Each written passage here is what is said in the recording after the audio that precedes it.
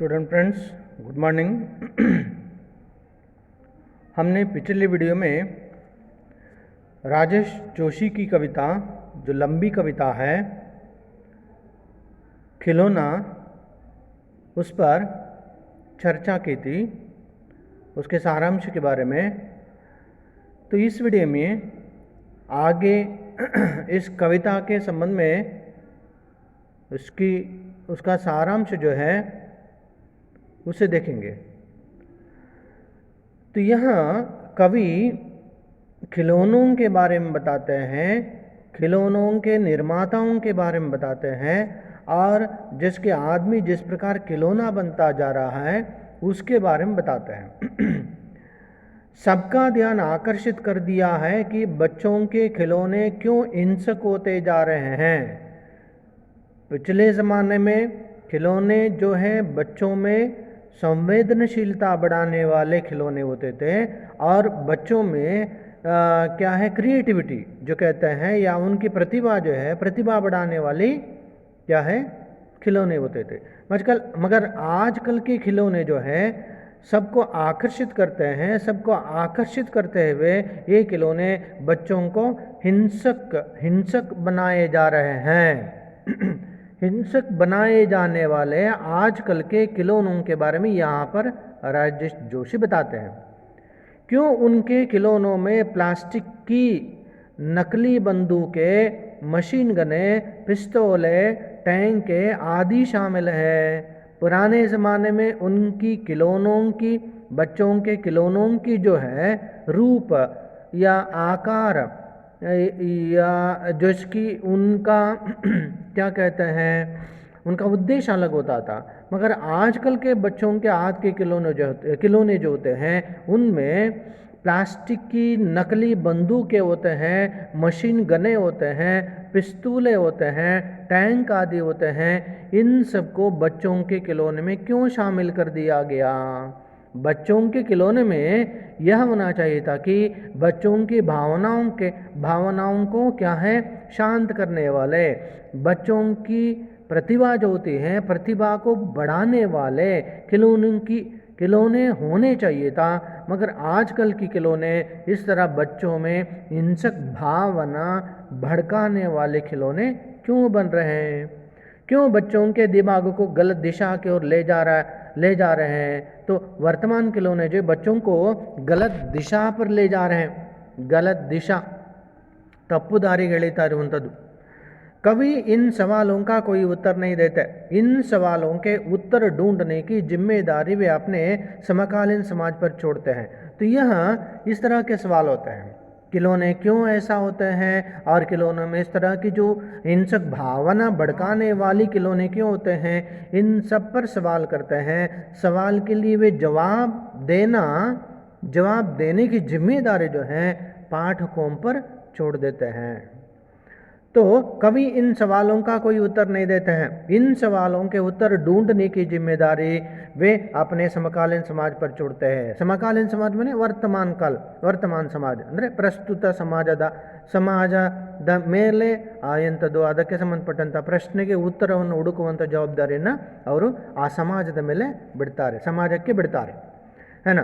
कवि का डर है कि बच्चों के अकेलेपन को एक नकली और हिंसक उत्तेजना भरने की एक भयावह कोशिश की जा रही है। कवि क्या कहता है आगे अपनी कविता में, कवि का डर है कि बच्चों के अकेलेपन को एक नकली और हिंसक उत्तेजना भरने की एक भयावह कोशिश की जा रही है। बच्चों में जो है नकली एक आक्रोश, एक जोश, वह भी क्या है, वह वास्तव में नहीं होता है, वह डुप्लीकेट, नकली आक्रोश, नकली जोश और अकेलापन पैदा करने की क्या है, भावना बढ़ रही है। हमारा अन्याय और हमारी हिंसा हमेशा ही गरीब, बाल मजदूरों और भिखारी बच्चों के सामने एक दुत्कार की तरह प्रकट होती है। हमारी जो क्या है, हमारा प्रतिरोध हो, हमारी हिंसा हो, हमारा विरोध हो, यह सब किसके खिलाफ होना चाहिए? शोषण के खिलाफ होना चाहिए। शोषण के शिकार करने वाले लोग जो होते हैं, लोगों के खिलाफ होनी चाहिए, और लोगों के क्या है, उस व्यवस्था के खिलाफ हमारा आक्रोश होना चाहिए। उसके बदले में वर्तमान में क्या हो रहा है, हमारा अन्याय और हमारी हिंसा हमेशा ही गरीब बाल मजदूरों, गरीब, क्योंकि बाल मजदूरी गरीब बच्चे करते हैं तो उसके प्रति हमारा विरोध होता है, उसके प्रति हमारी हिंसा होती है। अरे उसके पीछे का उद्देश्य या उसके पीछे हकीकत क्या है? मैंने बच्चे बाल मजदूर बन रहे हैं, गरीब बच्चे बाल मजदूर बन रहे हैं। बाल मजदूर बनने को लाचार करने वाली सामाजिक व्यवस्था के प्रति हम अपना विरोध व्यक्त नहीं करते। हम क्या करते हैं, आमतौर पर बाल मजदूरी करने वाले बच्चों के ऊपर ही हम क्या करते हैं, क्या गुस्सा दिखाते हैं और उनको दुत्कार माने तिरस्कार करते हैं और उनको उपेक्षा की दृष्टि से देखते हैं। तो उसके पीछे का रहस्य क्या होता है? उसके पीछे का जो बाल मजदूर है, गरीब बच्चे बाल मजदूर बन रहे हैं, इसका कारण क्या है? उस कारण को हम नहीं समझते हैं, उस कारण को हम क्या है समझने के लिए तैयार नहीं होते हैं। हम सिर्फ बाल मजदूर बनते जा रहे हैं, बच्चों के विरोध में अपना स्वर उठाते हैं, मगर बाल मजदूर बनाने वाली व्यवस्था जो होती है, व्यवस्था के प्रति हमारा कोई आक्रोश नहीं होता। तो उसको यहाँ पर कवि बताते हैं। तो कवि का डर है कि बच्चों के अकेलेपन को एक नकली और हिंसक उत्तेजना भरने की एक भयावह कोशिश की जा रही है। हमारा अन्याय और हमारी हिंसा हमेशा एक गरीब बाल मजदूरों और भिखारी बच्चों के सामने एक दुत्कार की तरह ತಿರಸ್ಕಾರದ ರೀತಿಯಲ್ಲಿ ಪ್ರಕಟವಾಗ್ತದೆ। 21वीं शताब्दी बाजारीकरण का एक ऐसा शगुफा लेकर आई है। 21वीं शताब्दी 21st सेंचुरी ಏನಾಗ್ತಾ ಉಂಟು, बाजारीकरण, सबको बाजारीकरण की दृष्टि से हम देख रहे हैं, सबको बाजारीकरण के दृष्टि से देख रहे हैं और सब बाजार की बिकने वाली चीज़ें बन चुकी है। माने सब जिसकी समाज व्यवस्था हो या जिसकी मनुष्यता होती है या मानवीय भावना होती है, इसके लिए वहाँ पर कोई जगह नहीं। इसके लिए कहाँ पर 21वीं शताब्दी बाजारीकरण की शताब्दी जो है, वहाँ पर उसके लिए कोई जगह नहीं। जहाँ हर वस्तु की कीमत है, बाजारीकरण में क्या होता है, हर वस्तु की कीमत है, हर वस्तु की कीमत मतलब कीमत की दृष्टि से, पैसे के मूल्य की दृष्टि से देखा जाता है। वहाँ पर भावना की दृष्टि से उससे कितना फ़ायदा होता है, उस दृष्टि से आजकल के वर्तमान समझ में नहीं देखा जाता। बाजार में उसी की कीमत है जिसमें गुणवत्ता एवं मूल्य है। बाजार में किसका वैल्यू ज़्यादा, मूल्य माने वैल्यू किसका ज़्यादा होता है कि जो जिससे फ़ायदा है उसका मतलब जो गुणवत्ता माने जो क्वालिटेटिव जो वस्तु जो है उसका मूल्य ज़्यादा होता है। क्वालिटी जिसकी ज़्यादा है और उसका मूल्य ज़्यादा होता है। तो 21वीं शताब्दी बाजारीकरण का एक ऐसा शगुफा लेकर आई है जहां हर वस्तु की कीमत है। बाजार में उसी की कीमत है जिसमें गुणवत्ता एवं मूल्य, वह चाहे खिलौने हो या कोई अन्य चीज़। यहाँ पर खिलौना हो या अन्य कोई भी वस्तु हो, बाजार में बाजारीकरण के इस माहौल में किसका मूल्य होता है, जिसमें गुणवत्ता होती है। गुणवत्ता ना हो तो उसका कोई मूल्य नहीं, उसका कोई वैल्यू नहीं, ಅದಕ್ಕೆ ಯಾವುದೇ ರೀತಿಯ ಬೆಲೆ ಇಲ್ಲ। वह चाहे खिलौना हो या कोई अन्य चीज़, सभी अपने हुनर से नाट्यात्मक जगत में, हुनर माने स्किल जो कहते हैं, प्रतिभा जो कहते हैं, सभी अपने हुनर से नाट्यात्मक जगत में तमाम परिवर्तन ला रहे हैं। नाट्य मतलब इस तरह के जो एक दुनिया में अपनी स्किल के द्वारा तरह तरह के परिवर्तन ला रहे हैं। संयुक्त परिवार के टूटने तथा एकल परिवार के बनने के कारण बच्चे अकेले हो जा रहे हैं। तो यहाँ पर क्या है, संयुक्त परिवार टूटते चले जा रहे हैं। संयुक्त परिवार माने जिसकी एक परिवार में सब इकट्ठा रहते हैं, एक साथ रहते हैं, बच्चे, बूढ़े, बुजुर्ग और अपने सगे संबंधी, ಅಂದರೆ ಅವಿಭಕ್ತ ಕುಟುಂಬ ಅಂತ ಹೇಳ್ತೇವೆ। अविभक्त कुटुंब ಒಡೆದು ಹೋಗ್ತಾ ಉಂಟು, ಒಡೆದು उसके बाद क्या है, एकल परिवार। एकल परिवार, एकल परिवार माने जिसकी एक ही माने एक माँ बाप और उसके साथ एक बच्चे, यह एक ही बच्चा। तो इस तरह का परिवार, इस तरह का परिवार बन रहे हैं और संयुक्त परिवार टूटते चले जा रहे हैं। अविभक्त कुटुंब ಅಲ್ಲಿ ಹೊಡೆದು ಹೋಗ್ತಾ ಉಂಟು। गायब हो गई दादा दादी की कहानियाँ और वैश्वीकरण के प्रभाव से पार्क एवं खिलौने बनाए गए हैं। तो क्या है, इस गायब हो गई दादा दादी की कहानियाँ, क्योंकि दादा दादी नहीं है, नाना नाना नहीं है अपने परिवार में। क्यों? संयुक्त परिवार टूटते चले जा रहे हैं, संयुक्त परिवार टूटते चले जा रहे हैं। तो संयुक्त परिवार के बहुत से सदस्यों की संख्या कम होती जा रही है। सदस्यों की संख्या 2 या 3 में सिमटती जा रही है। तो उस वक्त वहाँ पर दादा दादी, नाना नानी, उनकी कहानियों के लिए कोई जगह नहीं। इस वैश्वीकरण के प्रभाव में पार्क एवं खिलौने बनाए जा रहे हैं। वैश्वीकरण के प्रभाव से क्या है, पार्क और खिलौने बनाए जा रहे हैं।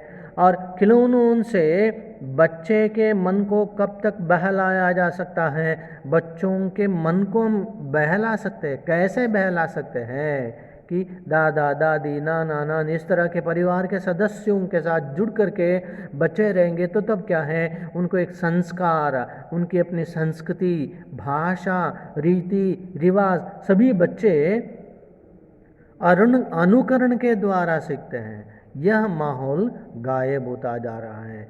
तो इसके बदले में हम क्या कह रहे हैं, हम क्या कर रहे हैं, खिलौने बना रहे हैं और हम क्या है, बाग बगीचा बना रहे हैं। वहाँ पर अकेला बच्चा क्या कर सकता है?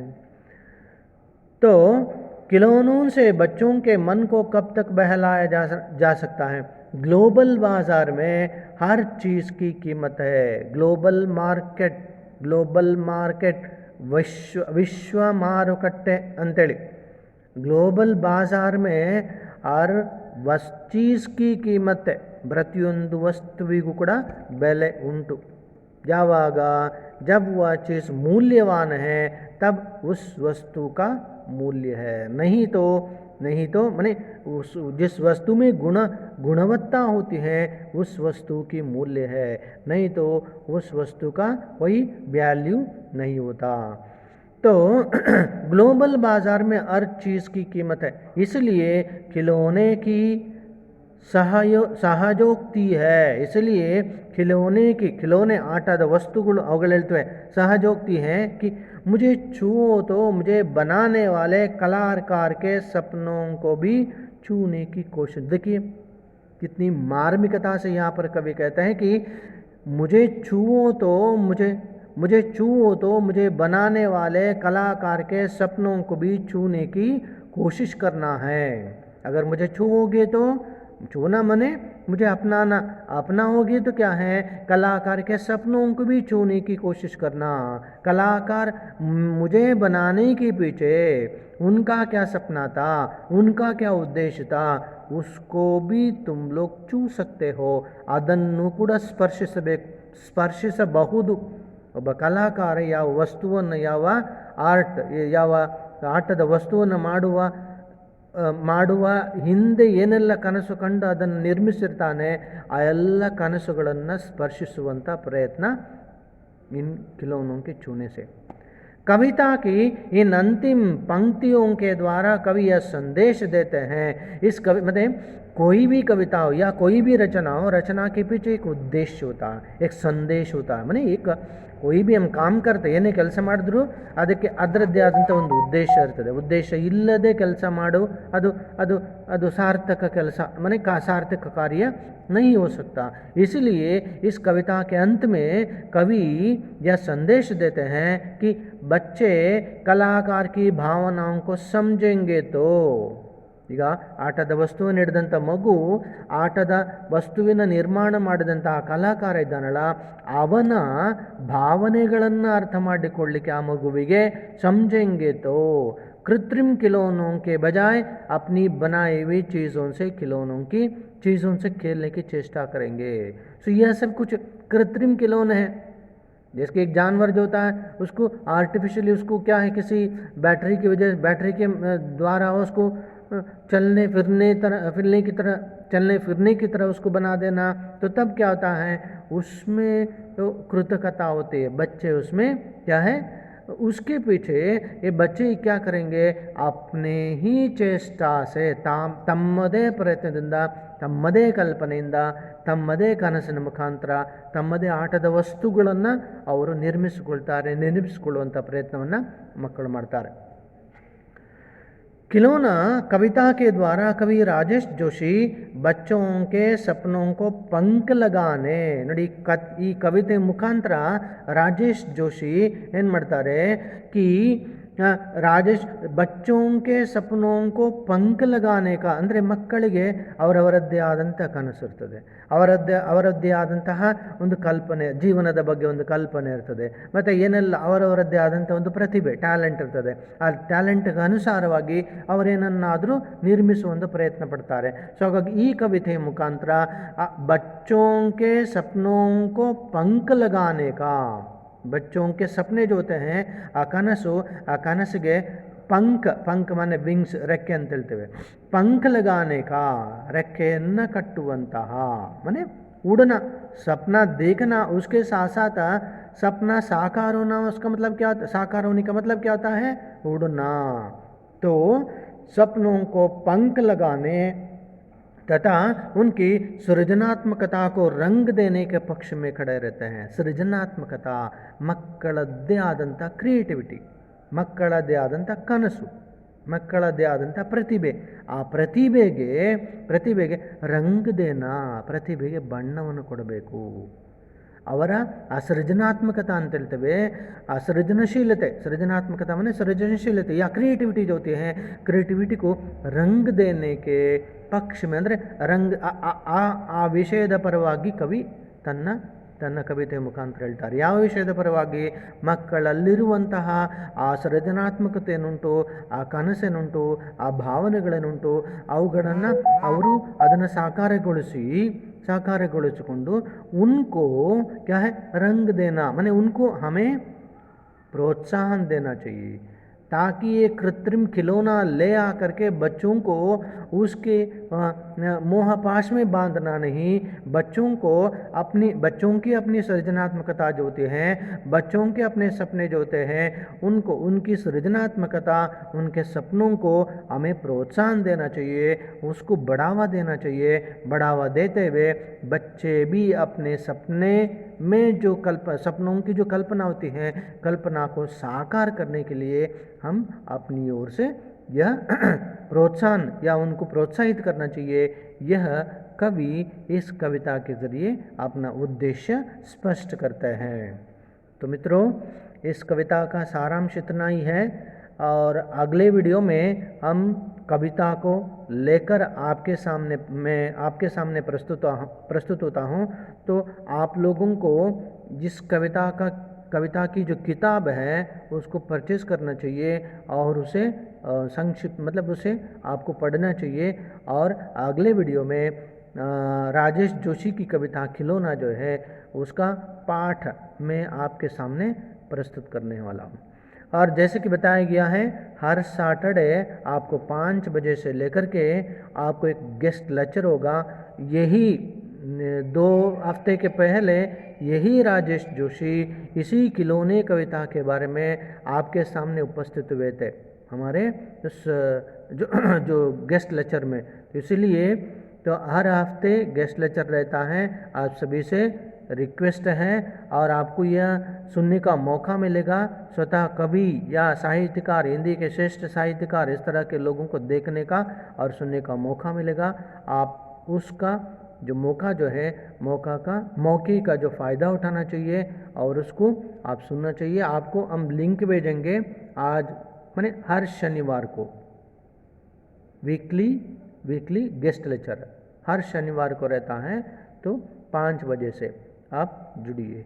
तो अगले वीडियो में मिलते हैं। Take care, bye.